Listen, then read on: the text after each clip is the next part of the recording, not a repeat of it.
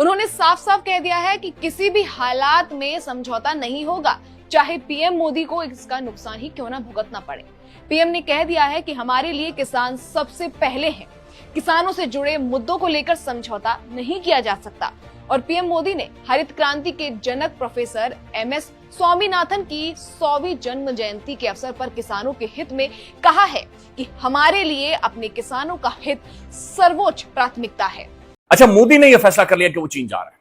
ये 7-8 सालों के बाद ये बहुत ही हाई प्रोफाइल दौरा हो और ये इस पर दुनिया की नजर है। ये बात ध्यान में रखेंगे, इंडिया ने जिस तरीके से अमेरिका को रिस्पॉन्ड किया है, ब्रिलियंट, ऐसे ही होना चाहिए। उन्होंने कहा जनाब हमारी सॉवरेनिटी है, हम तुम्हारे साथ लड़ नहीं सकते, लेकिन हम रूस से तेल खरीदेंगे क्योंकि हमारी 1.5 अरब की जो आबादी है वो डिजर्व करती है। मोदी नहीं छोड़ेगा इनको, मोदी टफ टाइम देगा, मोदी टफ टाइम देगा इनको, और मोदी सॉफ्ट नहीं जाएगा। मोदी ने अब ट्रम्प को कुत्ता बना दिया कि अब तुम मेरे पीछे भौंक, अब मेरे पीछे भौंकता रहे और मैं निकल गया हूँ। ट्रम्प ने पाकिस्तान समझ रखा। अच्छा, ठीक है, पाकिस्तान समझ रखा था ट्रम्प ने कि भाई जिस तरह पाकिस्तान है, मैं कॉल करता हूँ, ये दुम दबा के आ जाते हैं। मैं जानता हूँ व्यक्तिगत रूप से मुझे बहुत बड़ी कीमत चुकानी पड़ेगी। भारत पर अमेरिका के 50% टैरिफ लगाने के कुछ ही घंटों बाद पीएम मोदी ने वो ऐलान कर दिया जिसका अंदाजा अमेरिका को बिल्कुल नहीं था।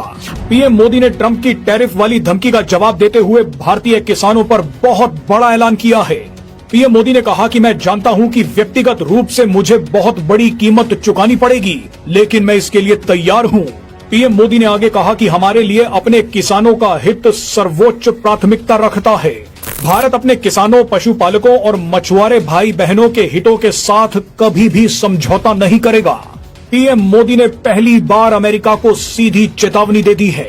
अभी ये जितने अमेरिका टैक्सेस लगा लेना, इंडिया जो डट गया है अब इस चीज के ऊपर, इंडिया ही इसके ऊपर आगे निकलेगा।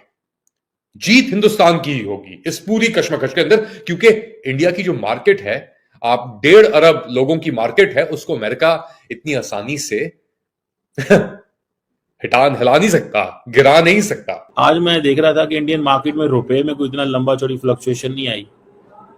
इंडियन रुपए में कोई लंबी चौड़ी फ्लक्चुएशन नहीं आई। की वजह यह है कि नाउ इंडियन मार्केट इसकी यूज टू हो जाएगी। थोड़ा सा चैलेंज तो होगा, लेकिन आपका क्या ख्याल है अगर इंडिया को 50 पहले आप उनका बयान सुनिए।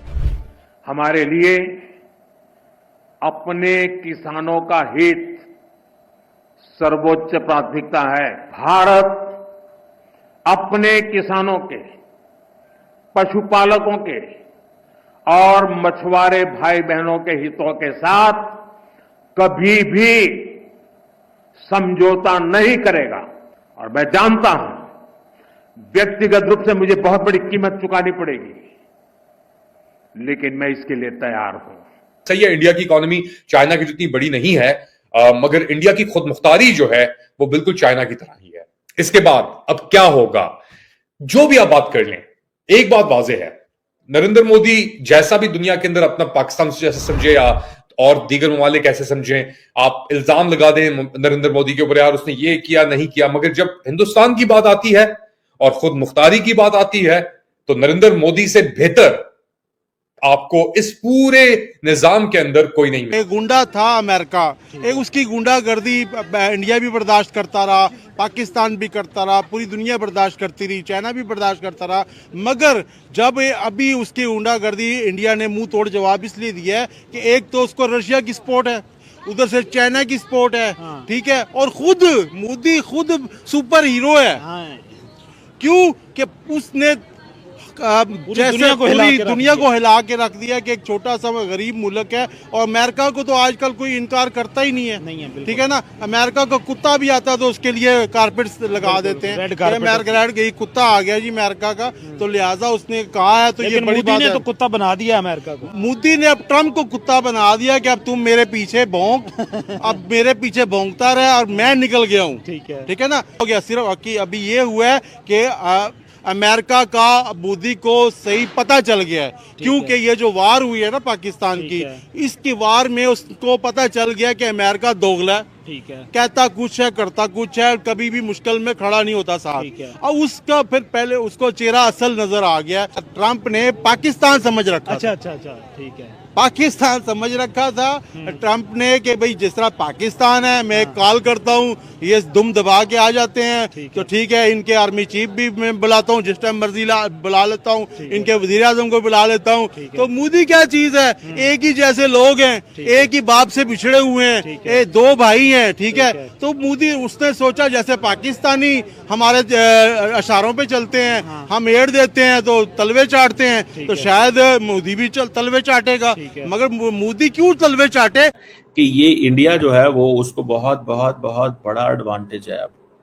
अब नरेंद्र मोदी एक बड़ी ताकतवर पोजीशन में आ गए। Narendra Modi is more powerful now. India stand, मैंने आपको बताया है कि ये बहुत बड़ा, ये तो हमारे डेवलपिंग वर्ल्ड के लिए, ये साउथ एशिया के लिए ये मेडल है जो ट्रंप पहना रहा है मोदी को, ये तमगा पहना रहा है।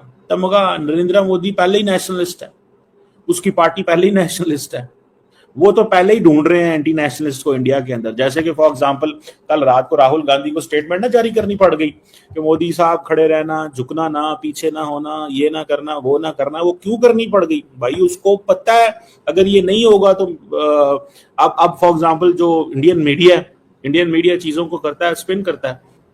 राहुल गांधी ने जब ट्रंप की बात में ला दी कि यस राहुल, उसने कहा बस प्राइम मिनिस्टर मोदी को नहीं पता कि Indian economy is dead, Trump को भी पता और मुझे भी पता है। तो इंडियन मीडिया ने ये कहना शुरू कर दिया कि ट्रंप जो है, राहुल स्टैंड्स विद ट्रंप। तो ट्रंप सा वो जो राहुल की तो जो वोट लगा दी उन्होंने, समझ रहे हैं। सो ये आपको मैं बात बताऊं, ये सारे का सारा नेशनलिस्ट गोल है। ये इंडियन नेशनलिज्म सामने आई है।